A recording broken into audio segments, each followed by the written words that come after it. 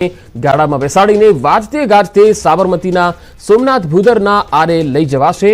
તો ત્રણેય ગાડાનો સુંદર શણગાર પણ કરવામાં આવ્યો છે। સાથે જ સાબરમતીના સોમનાથ ભૂદરના આરે પણ ભગવાન જગન્નાથજીને આવકારવા થનગનાટ જોવા મળી રહ્યો છે। આજે ભૂદરના આરે ગંગા પૂજન પણ કરાશે। થોડી વારમાં આ શોભાયાત્રા નીકળે છે અને બાદમાં ગંગા પૂજન કરાશે। ત્યારબાદ મહાજળાભિષેક અને ગજવેશના દર્શન પણ થશે। રથયાત્રાના 15 દિવસ પૂર્વ જળયાત્રાનું આયોજન થતું હોય છે। આ જળયાત્રામાં ખાસ રંગરોગાન કરાયેલા 108 કળશ, ધ્વજ, પતાકા અને કાવડ પણ તૈયાર છે। થોડી વારમાં ભગવાન જગન્નાથ મંદિરથી ભવ્ય શોભાયાત્રા યોજાશે, જે સાબરમતીના ભૂદરના આરે પહોંચશે।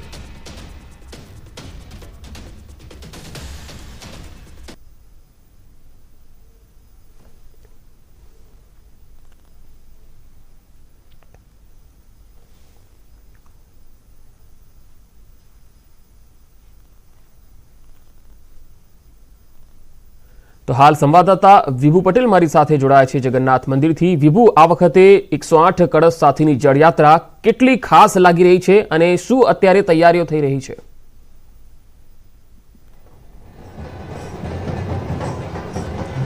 પંકજ, રથયાત્રા જેટલું જળયાત્રાનું પણ મહત્વ છે ને આ જળયાત્રા છે આજે યોજાઈ રહી છે। આપને આ માહોલ બતાવવા માંગીશ કે અમે નિજ મંદિરમાં છીએ અને નિજ મંદિરમાં વાજતે ગાજતે નિજ મંદિરથી સાબરમતી ભૂદરના આરા સુધી જળયાત્રા છે તે જશે। સાબરમતી નદી કિનારેથી ગંગા પૂજન થશે અને ત્યાંથી જળ ભરવામાં આવે છે।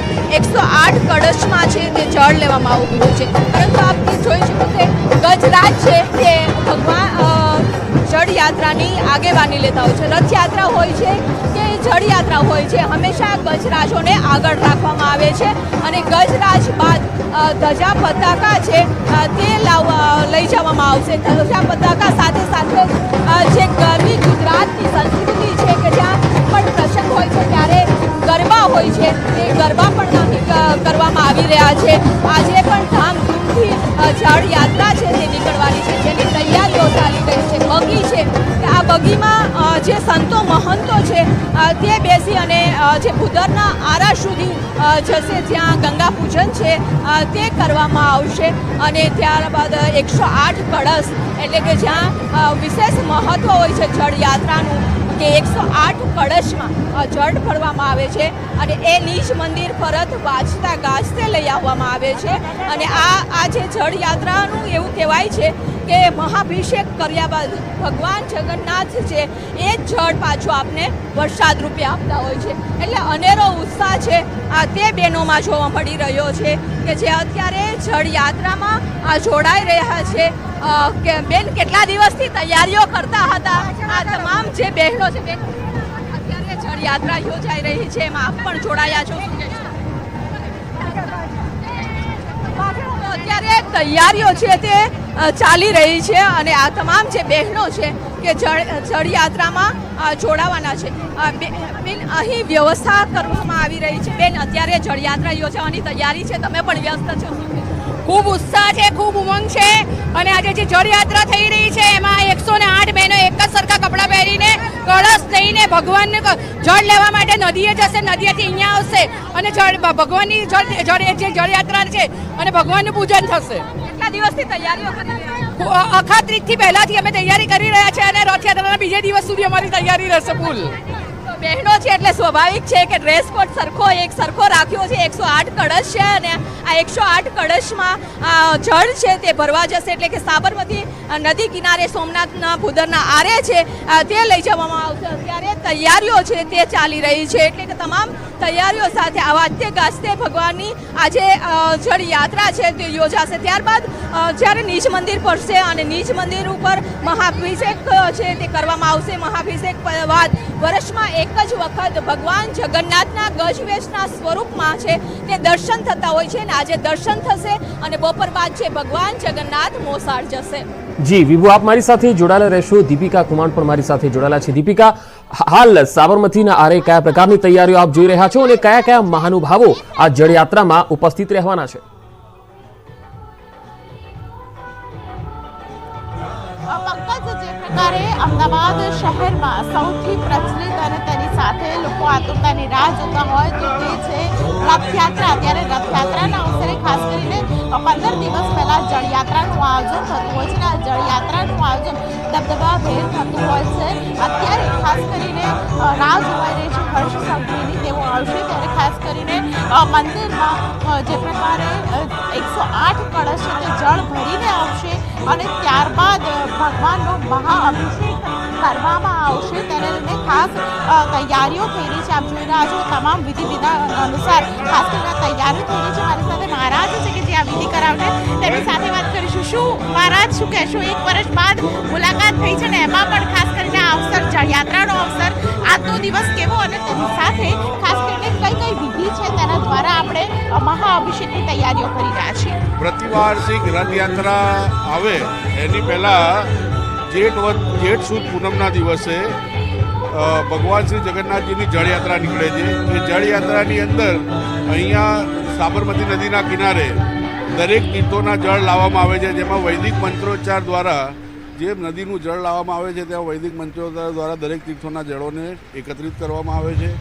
અને એ જે દરેક તીર્થોના જળો છે તેના દ્વારા ભગવાન શ્રી જગન્નાથજીનો જ્યેષ્ઠા અભિષેક કરવામાં આવે છે. કે જ્યેષ્ઠા અભિષેક થયા બાદ ભગવાન ગજવેશ ધારણ કરે છે. તો આજ દરેક વર્ષે જેઠ સુદ પૂનમના દિવસે જ આ જ્યેષ્ઠા અભિષેકનો મહિમા અને લાવો જોવા મળે છે. આજે ખુલ્લા પડદે ભગવાન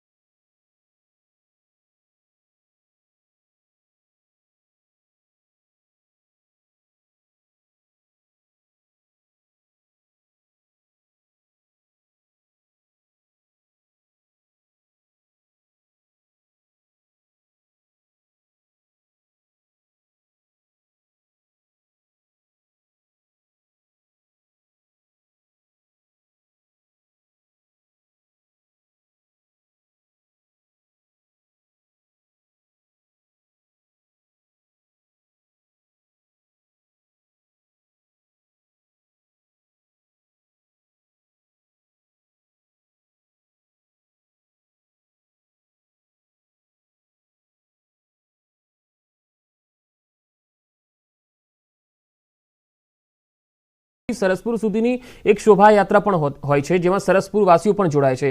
તો આ શોભાયાત્રા કેટલી ખાસ દેખાઈ રહી છે ને તેમાં કયા કયા મહાનુભાવો આવશે?